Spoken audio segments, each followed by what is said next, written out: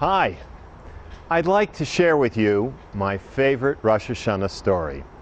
It's by Rabbi Mark Gelman. This is the Reader's Digest version. And the story is called The First New Year. And I'd like to dedicate this to all of us who have so little time. When Adam was first put into the Garden of Eden, he was amazed at everything.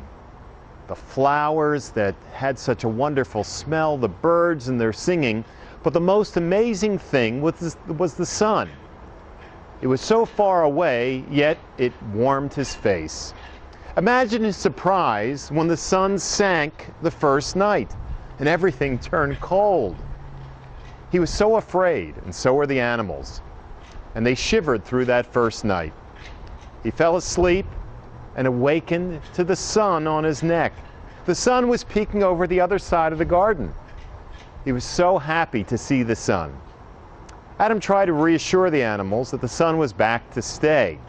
But after some time, they came rushing back and said, "It's sinking again!" They tried to stop the sun by piling up leaves and branches at the spot where the sun had sank. But to no avail. The sun passed right behind the leaves and branches, and it was once again dark and cold. Adam and the animals were frightened. God told Adam that the sun would sink again and again, and there was nothing he could do to stop it. But there was nothing to worry about, because the sun would rise again over the other side of the garden. God explained that the sinking and rising were called time. Time from one sinking to one rising was called one day. 7 sinkings and 7 rising was called a week. 4 weeks of sinkings and risings were called a month, and 12 months were a year. Do you understand? God said to Adam. Sure, said Adam. Though Adam actually had no idea what God was talking about.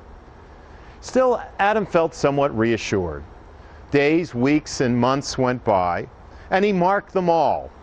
And then he noticed that 11 months, 3 weeks, and 6 days had been used up. And Adam thought, I've used up all the time. The sun will sink and not rise again.